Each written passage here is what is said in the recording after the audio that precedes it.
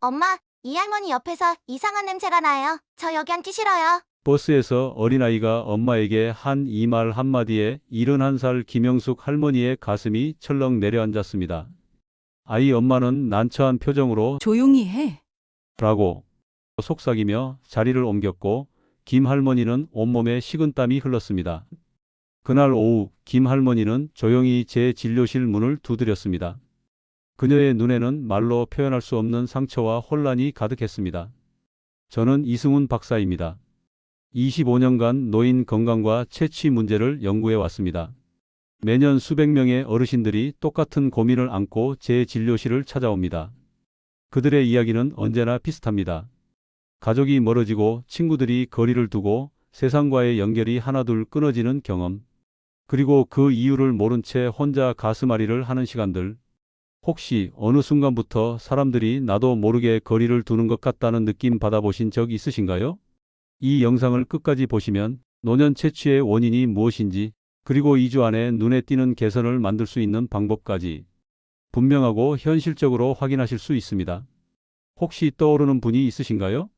직접 말하긴 어려운 이야기라면 이 영상을 조용히 공유해 주시는 것만으로도 큰 도움이 될 수 있습니다. 자, 이제 김영숙 할머니의 이야기로 돌아가 보겠습니다.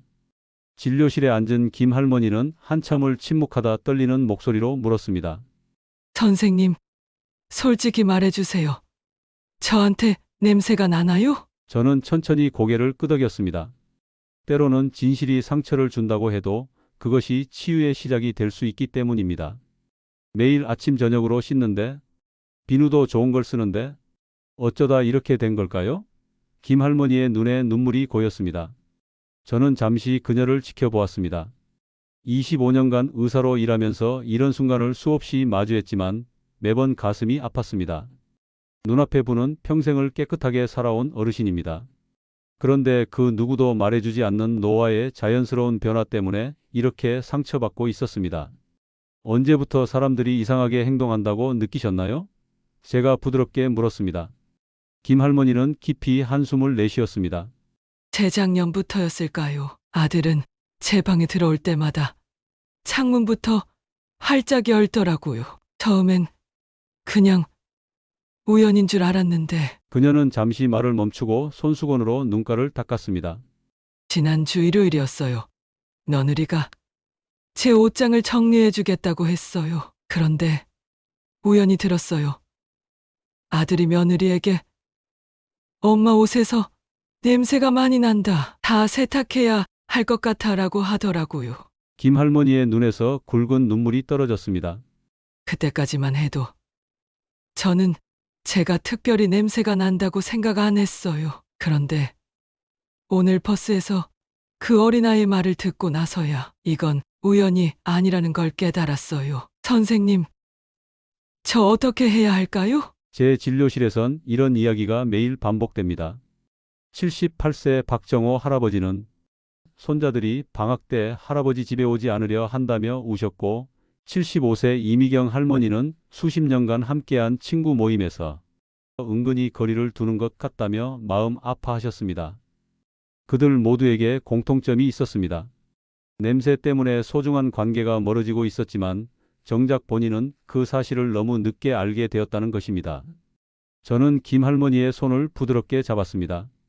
김 할머니, 먼저 알아두셔야 할 것이 있습니다.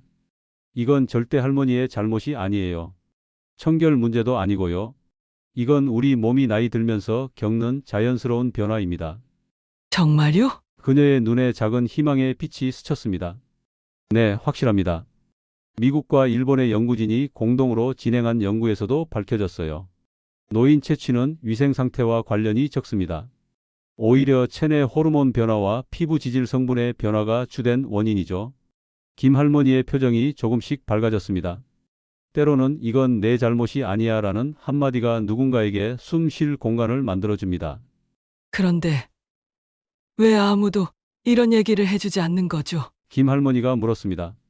그게 바로 문제의 핵심입니다. 가족들은 어르신들의 마음을 상하게 하고 싶지 않아서, 친구들은 민망해서, 그리고 의사들조차 이 문제를 제대로 이해하지 못해서 말을 꺼내지 않습니다. 하지만 침묵이 도움이 되지는 않죠. 지난해 건강관리공단에서 65세 이상 어르신 1,200명을 조사한 결과 80%가 본인의 체취 문제를 인식하지 못하고 있었습니다. 반면 같이 사는 가족들 중 92%는 체취를 인식하고 있었죠.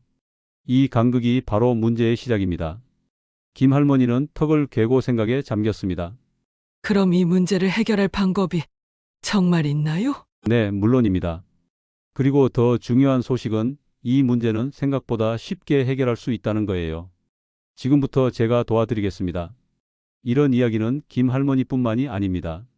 매년 수많은 어르신들이 같은 경험을 하고 같은 상처를 받습니다. 하지만 그들 대부분은 도움을 구하지 못하고 그저 세상에서 한 걸음씩 물러나게 됩니다. 노인들을 위한 건강 관련 정보는 넘쳐나지만 정작 일상 생활의 질을 크게 떨어뜨리는 체취 문제에 대해서는 거의 다루지 않습니다.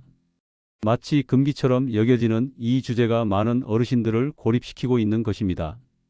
영상을 계속 보시면 김 할머니가 어떻게 변화했는지, 그리고 여러분도 어떻게 같은 변화를 경험할 수 있는지 알게 될 것입니다. 이제 냄새의 진짜 원인을 알아볼 차례입니다. 김 할머니, 나이가 들면 우리 몸에선 어떤 일이 일어날까요? 제가 물었습니다. 김 할머니는 잠시 생각하더니 대답했습니다. 관절이 아프고 기억력이 떨어지고 피부가 처지고요. 맞습니다. 그리고 눈에 보이지 않는 더 많은 변화가 일어나요. 특히 우리 몸에서 나오는 기름과 땀이 달라집니다. 저는 작은 그림을 그려가며 설명했습니다. 젊었을 때는 피부에서 나오는 기름이 깨끗했어요.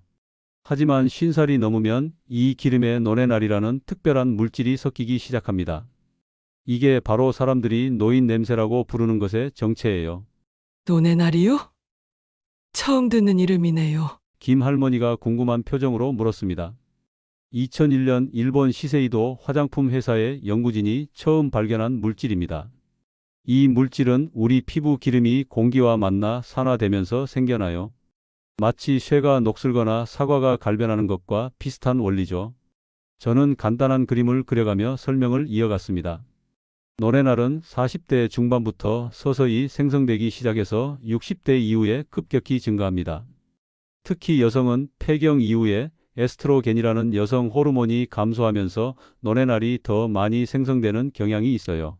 그런데 왜 어떤 노인은 냄새가 심하고 어떤 노인은 덜할까요? 김 할머니가 물었습니다. 좋은 질문입니다. 그건 다른 요인들이 함께 작용하기 때문이에요. 저는 5손가락을 펴며 하나씩 짚었습니다. 첫째, 나이가 들면 땀이 줄어듭니다. 땀이 적으면 몸속 나쁜 물질이 밖으로 잘 안 나와요. 젊었을 때는 땀을 통해 노폐물이 자연스럽게 배출되었는데 나이가 들면 그 기능이 떨어지는 거죠. 둘째, 장 건강이 나빠집니다. 변비가 생기면 몸 안에 독소가 쌓여 냄새가 심해질 수 있어요. 장내 세균의 균형이 깨지면 특유의 냄새 물질이 더 많이 생성됩니다. 이 말에 김 할머니는 고개를 끄덕였습니다. 아, 저 요즘 변비가 심해졌어요. 그것도 영향이 있군요. 맞아요. 셋째, 침이 줄어듭니다. 입이 마르면 입냄새가 심해져요. 나이가 들면 침 분비량이 30% 이상 줄어들게 됩니다. 침은 입안의 세균을 씻어내는 역할을 하는데 이 기능이 떨어지면 입냄새가 강해지죠. 넷째, 옷이나 이불의 냄새가 배기 쉽습니다. 나이가 들면 후각도 함께 약해지기 때문에 자신의 냄새를 잘 못 느끼게 됩니다. 그래서 옷이나 이불의 냄새가 배어도 본인은 모르는 경우가 많아요. 다섯째, 약을 많이 먹으면 그 성분이 땀으로 나오면서 특별한 냄새를 만들 수 있어요. 특히 고혈압약, 당뇨약 같은 만성질환 약물은 체취에 영향을 미칠 수 있습니다. 김 할머니의 눈이 커졌습니다. 그렇군요. 제가 고혈압약을 먹기 시작한 게 작년부터였어요. 그때부터 사람들이 이상하게 구는 것 같았는데. 바로 그겁니다. 연구에 따르면 여러 종류의 약을 함께 복용하는 노인일수록 체취가 더 강해지는 경향이 있어요. 이런 사실을 아는 의사가 많지 않습니다. 김 할머니는 고개를 끄덕이며 말했습니다. 전 정말 모르고 있었네요. 그래서 제가 아무리 씻어도 상황이 나아지지 않았던 거군요. 맞습니다. 이런 변화들이 있다고 해서 체취가 운명이라는 뜻은 아니에요. 우리가 관리하고 바꿀 수 있는 것들이 많습니다. 여기서 기억해야 할 중요한 점이 있습니다. 노인 채취의 원인은 불결함이 아닙니다. 그저 시간이 가져온 자연스러운 변화일 뿐입니다. 그리고 이런 변화는 누구에게나 찾아옵니다. 김 할머니가 물었습니다. 네, 맞습니다. 가장 먼저 할 일은 제대로 씻는 법을 배우는 겁니다. 지금 씻으시는 방식을 완전히 바꿔야 해요. 김 할머니의 눈빛이 호기심으로 빛났습니다. 새로운 희망이 그녀 안에서 피어나고 있었습니다. 김 할머니, 지금까지 어떻게 씻으셨나요? 제가 물었습니다. 보통 사람들처럼요. 비누로 몸을 구석구석 씻고 샴푸로 머리를 감죠. 저는 미소를 지었습니다. 보통 방식으로는 충분하지 않습니다. 우리 몸에는 특별히 신경 써서 씻어야 할 5군데가 있어요. 이 부위들에서 채취의 90%가 납니다. 김 할머니가 놀란 눈으로 물었습니다. 정말요? 그런데 왜 아무도 그걸 알려주지 않는 거죠? 대부분의 의사들도 모르니까요. 이건 의대에서 가르치지 않는 내용입니다. 심지어 피부과 의사들도 이런 세부적인 부분까지는 잘 모르는 경우가 많아요. 저는 진료실 책상 위에 있던 의학 저널을 보여주었습니다. 최근 국제 노화 계지에 실린 연구에 따르면 채취 관리에 관한 의학 교육이 매우 부족한 것으로 나타났습니다. 그래서 많은 의료진들이 단순히 더 자주 씻으세요 라는 일반적인 조언만 하게 되는 거죠. 저는 종이에 사람 모양을 그리고 5부위를 표시했습니다. 첫 번째는 귀 뒤입니다. 여기 피지선이 많아 노래날이 집중적으로 나와요. 손가락 끝에 물을 묻혀 부드럽게 돌려가며 닦아주세요. 귀 뒤요? 전 평생 귀 뒤를 씻어야 한다고 생각해 본 적이 없어요. 김 할머니가 놀라서 말했습니다. 대부분 그렇습니다. 저희가 500명의 70세 이상 어르신들을 조사했는데 95%가 귀 뒤를 제대로 씻지 않고 있었어요. 하지만 귀 뒤에는 평균 피부보다 지방샘이 3배 이상 많습니다. 노래날이 가장 집중적으로 생성되는 곳이죠. 저는 귀 모양을 더 크게 그려 설명했습니다. 귀 뒤는 이렇게 귓볼과 두개골이 만나는 부분, 그리고 귀 아래 움푹 들어간 곳까지 꼼꼼히 닦아주세요. 미지근한 물에 적신 수건이나 손가락으로 부드럽게 닦는 것이 좋습니다. 두 번째는 두피예요. 머리카락만 감는 게 아니라 손가락 끝으로 두피를 마사지하듯 씻어야 합니다. 특히 정수리 부분이 중요해요. 김 할머니는 고개를 끄덕이며 진지하게 들었습니다. 두피에는 모낭과 피지선이 밀집해 있어요. 평소에 머리를 감을 때는 머리카락 표면만 씻는 경우가 많은데 이건 효과가 크지 않습니다. 중요한 건 두피 깊숙이 마사지하듯 씻는 거예요. 머리를 감을 때는 샴푸를 먼저 손바닥에서 거품을 낸 다음 손가락 끝으로 두피를 마사지하듯 3분 정도 문질러 주세요. 특히 정수리 부분은 평소에 잘 닿지 않는 곳이라 더 신경 써야 합니다. 세 번째는 목주름입니다. 특히 뒷목은 잘 안 씻게 되는데 땀과 먼지가 쌓이기 쉬운 곳이에요. 저는 목주름을 손으로 가리키며 설명했습니다. 목 뒤에는 피지선과 땀샘이 많습니다. 또한 머리카락이 닿는 부분이라 두피에 기름이 묻기도 하죠. 목주름은 아래에서 위로 수건을 대고 부드럽게 문질러 닦아주세요. 네 번째는 겨드랑이 주름 안쪽입니다. 그냥 겨드랑이가 아니라 접히는 안쪽 부분까지 꼼꼼히 씻어야 해요. 김 할머니는 자신의 겨드랑이를 살짝 만져보았습니다. 겨드랑이에는 일반 땀샘 외에 아포크린샘이라는 특별한 땀샘이 있어요. 이 샘에서 나오는 분비물이 세균과 만나면 강한 냄새가 생깁니다. 특히 겨드랑이 안쪽 주름까지 잘 씻어야 해요. 마지막으로 5번째는 발가락 사이입니다. 하루 종일 신발 속에 갇혀 있어 세균이 번식하기 좋은 환경이죠. 김 할머니는 한참을 생각하더니 말했습니다. 이런 제가 지금까지 잘못 씻고 있었군요. 이 5군데를 제대로 씻으면 정말 냄새가 줄어들까요? 네, 확실합니다.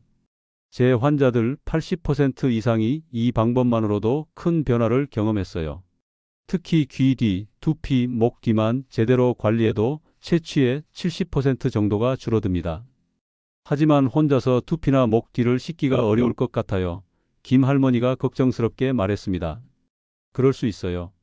목 뒤는 수건을 양손에 잡고 앞뒤로 문지르는 방법을 써보세요. 그런데 씻는 것만으로 충분할까요? 김 할머니가 의문스러운 표정으로 물었습니다. 좋은 질문입니다. 외부에서 관리하는 것도 중요하지만 몸 안에서부터 채취를 줄이는 방법도 있습니다. 그게 바로 채취 해결 3법칙입니다. 김 할머니, 채취를 근본적으로 해결하려면 안과 밖 모두 관리해야 합니다. 제가 25년 연구 끝에 만든 채취 해결 3법칙을 알려드릴게요. 김 할머니는 메모지와 펜을 꺼내 들었습니다. 그녀의 눈빛에서 간절함이 느껴졌습니다. 첫 번째 법칙은 체내 독소 배출하기입니다. 하루에 물을 최소 4컵은 마셔야 해요. 물은 체내 독소를 희석시키고 소변으로 배출시키는 역할을 합니다. 그런데 커피나 차는 안 되나요? 김 할머니가 물었습니다. 카페인 음료는 오히려 수분을 빼앗아갑니다. 물 한 컵마다 커피 한 잔이라고 생각하시면 돼요. 커피를 마셨다면 물도 한 컵 더 마셔야 합니다. 저는 작은 물병을 꺼내 보여주었습니다. 이 정도 크기의 물병으로 하루 4컵이면 충분합니다. 한 번에 많이 마시려고 하지 마시고 조금씩 나눠 마시는 게 좋아요. 아침에 일어나서 한 컵, 점심 식사 전에 한 컵, 저녁 식사 전에 한 컵, 자기 전에 한 컵 이렇게요. 영국 노화 연구소에서 발표한 보고서에 따르면 수분 섭취량이 적은 노인들은 체취가 더 강하게 나타나는 경향이 있습니다. 물을 충분히 마시면 피부를 통해 배출되는 독소의 농도가 낮아져 냄새가 줄어들어요. 물을 마시는 건 어렵지 않을 것 같아요. 다음은요. 김 할머니가 물었습니다. 두 번째 법칙은 몸 안의 항산화 지수 높이기입니다. 노인 채취의 주범인 노레날은 산화작용으로 생성됩니다. 이를 막으려면 항산화 식품을 많이 먹어야 합니다. 어떤 음식이 좋을까요? 토마토, 블루베리, 당근이 특히 좋습니다. 토마토에는 리코펜이라는 성분이 있어 피부 산화를 막아줘요. 하루에 토마토 반 개만 먹어도 큰 효과가 있습니다. 저는 제 책상 서랍에서 작은 음식 사진들을 꺼내 보여주었습니다. 이런 음식들이 좋아요. 토마토, 블루베리, 당근, 브로콜리, 시금치. 모두 항산화 성분이 풍부한 음식들입니다. 하루에 이 중 2가지만 드셔도 체내 항산화 지수가 크게 올라갑니다. 또 발효식품도 좋아요. 김치, 요구르트 같은 음식은 장내 미생물 균형을 개선해 채취를 줄이는 데 도움이 됩니다. 특히 설탕이 적은 요구르트가 좋아요. 김 할머니는 열심히 메모했습니다. 그런데 더 먹지 말아야 할 음식도 있나요? 김 할머니가 물었습니다. 네, 몇 가지 있습니다. 마늘, 양파, 매운 음식, 술은 일시적으로 채취를 강하게 만들 수 있어요. 특히 술은 간에서 분해될 때 아세트알데히드라는 물질을 만드는데 이것이 땀으로 배출되면서 특유의 냄새를 일으킵니다. 저는 술은 안 마시니 다행이네요. 김 할머니가 안도의 한숨을 내쉬었습니다. 세 번째 법칙은 생활 환경 관리하기입니다. 아무리 몸이 깨끗해도 옷과 침구의 냄새가 배어 있으면 소용없어요. 속옷은 매일 갈아입고 베개 커버는 일주일에 2번은 바꿔주세요. 특히 베개는 얼굴에 피지가 많이 묻는 곳이라 중요합니다. 저는 작은 베개 커버 샘플을 보여주었습니다. 이런 면으로 된 베개 커버가 좋아요. 그리고 일주일에 2번 정도 갈아주세요. 베개에는 얼굴에서 나온 피지와 각질이 쌓이기 때문에 냄새가 많이 배어요. 또 옷을 햇볕에 말리는 것도 도움이 됩니다. 햇볕에는 자연 살균 작용이 있어서 옷에 묻은 세균을 죽이거든요. 비가 오는 날에는 실내에서 환기가 잘 되는 곳에 말리세요. 김 할머니는 침구류 관리에 특히 관심을 보였습니다. 이불도 자주 빨아야 하나요? 네, 이불도 자주 빨거나 적어도 자주 환기시켜 주는 것이 좋아요. 이불을 매주 세탁하기는 어려울 테니 일주일에 한 번은 베란다나 창가에 널어서 햇볕을 쐬게 해주세요. 김 할머니는 깊이 고개를 끄덕였습니다.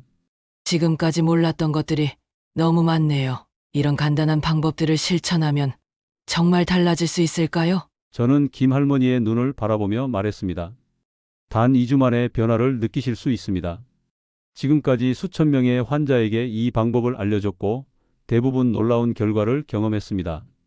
제 말에 김 할머니의 얼굴에 희망이 피어났습니다. 한 가지 더 여쭤보고 싶은 것이 있어요. 김 할머니가 조심스럽게 말했습니다. 방향제나 향수는 어떤가요? 도움이 될까요? 저는 천천히 고개를 저었습니다. 향수나 방향제는 오히려 상황을 악화시킬 수 있어요.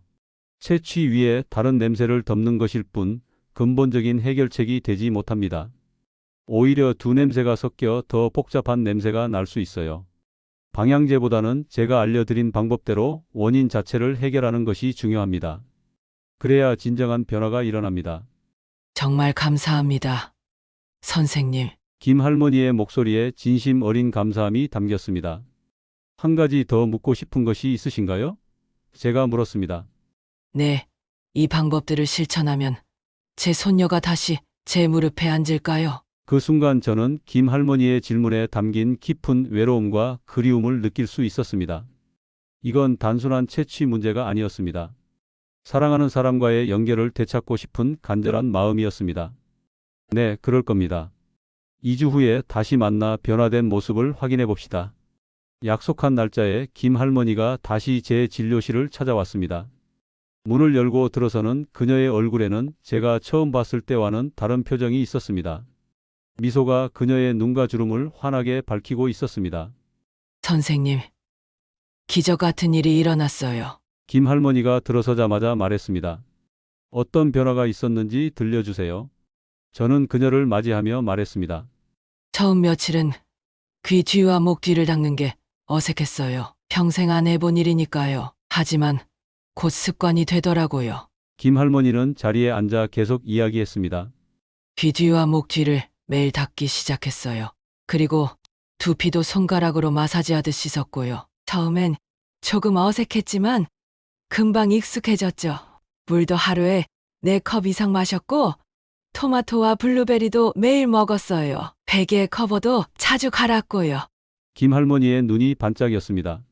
첫 주에는 별 변화가 없었어요. 하지만 10일째 되는 날 손녀가 제 방에 찾아왔어요. 그리고 평소처럼 문 앞에서 머뭇거리다 들어오는 게 아니라 그냥 쏜살같이 들어와 제 무릎에 앉았어요. 김 할머니의 눈에 눈물이 고였습니다. 그리고 제 귀에 대고 할머니, 좋은 냄새 나요라고 말했어요. 그 순간 저는 김 할머니는 말을 잇지 못했습니다. 깊은 감동이 그녀의 목소리를 떨리게 했습니다.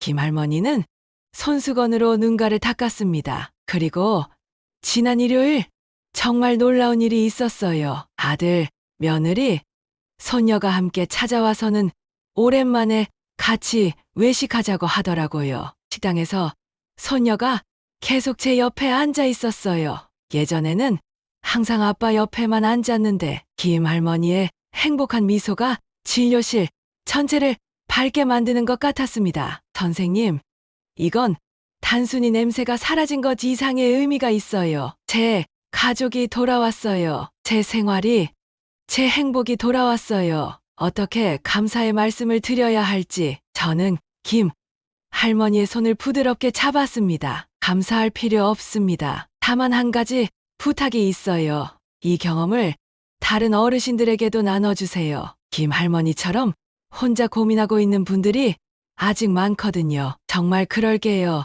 김 할머니가 확신에 찬 목소리로 대답했습니다. 경로당에 가면 꼭 이 이야기를 해줄게요. 그리고 내일은 제 오랜 친구 박순자에게 전화해서 알려줄 거예요. 그 친구도 요즘 손주들이 멀어진다고 속상해하거든요. 김 할머니는 잠시 생각에 잠기더니 말했습니다. 그런데 선생님, 제가 방법은 알려줄 수 있지만 제가 왜 이렇게 되었는지 과학적인 설명은 잘 못할 것 같아요. 혹시 어르신들이 모이는 경로당에 와서 강의 같은 거 해주실 수 있을까요? 이런 요청은 처음이었습니다. 저는 기쁘게 고개를 끄덕였습니다. 물론이죠. 언제든지 갈 수 있습니다. 더 많은 어르신들이 이 정보를 알게 된다면 좋겠네요. 김영숙 할머니의 이야기는 여기서 끝나지 않습니다. 그녀는 지금도 자신이 배운 방법을 꾸준히 실천하며 주변 어르신들에게 이 정보를 나누고 있습니다. 한 달 후, 저는 김 할머니의 초대로 그녀가 다니는 경로당을 방문했습니다. 그곳에서 20여 명의 어르신들에게 채취관리법에 대해 강의했습니다. 놀랍게도 그곳에서 만난 많은 어르신들이 비슷한 문제로 고민하고 있었습니다. 하지만 누구도 이야기하지 않았을 뿐이었죠. 오늘 이 영상을 통해 저는 여러분께도 같은 정보를 전해드리고 싶습니다. 여러분도 오늘부터 새로운 이야기를 시작할 수 있습니다. 지금까지 제가 알려드린 방법들을 실천해 보세요. 다시 한번 정리해드리면 채취 방출구 5곳을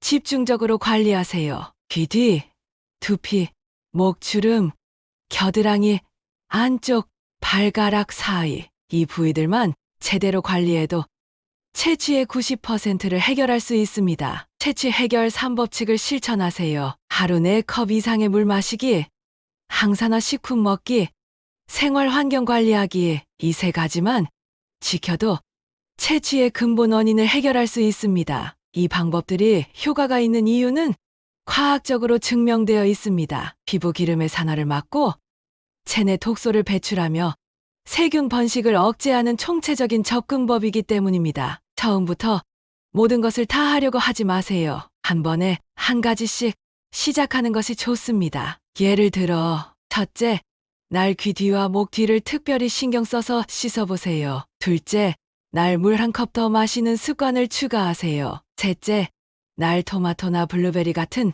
항산화 식품을 식단에 추가하세요. 넷째, 날 베개 커버를 갈아주세요. 이런 식으로 하나씩 추가하면 2주 후에는 모든 방법을 자연스럽게 실천하고 있을 겁니다. 그리고 그때쯤이면 주변 사람들의 반응이 달라지는 것을 느끼실 수 있을 거예요. 최근 저는 김 할머니에게서 기쁜 소식을 들었습니다. 그녀의 딸이 타지에서 손주를 데리고 할머니 집에 묵기 위해 왔다는 것입니다. 예전에는 항상 호텔에 묵었던 딸이었습니다. 이런 변화는 여러분에게도 일어날 수 있습니다. 채취는 나이 들면서 자연스럽게 생기는 것이지만 그렇다고 해서 그냥 받아들여야 하는 운명은 아닙니다. 우리가 관리하고 개선할 수 있는 것입니다. 여러분이 지금 이 영상을 끝까지 보신 것은 우연이 아닙니다. 오늘이 여러분 인생의 전환점이 될 수 있습니다. 이 방법들을 실천하면 단 2주 만에 가족과의 관계, 사회적 관계, 자신감이 모두 달라질 수 있습니다. 마지막으로 이 문제로 고민하고 계신다면 혼자가 아니라는 것을 기억하세요. 많은 어르신들이 같은 고민을 하고 있습니다. 하지만 이제 여러분은 해결책을 알게 되었습니다. 오늘부터 시작하세요. 작은 변화가 큰 기쁨을 가져올 것입니다. 혹시 이 영상이 도움이 되셨다면 좋아요와 구독 버튼을 눌러주세요. 그리고 이 정보가 필요한 다른 어르신들에게도 이 영상을 공유해주세요. 누군가에게는 인생을 바꾸는 선물이 될 수 있습니다. 오늘도 행복한 하루 되시길 바랍니다. 감사합니다.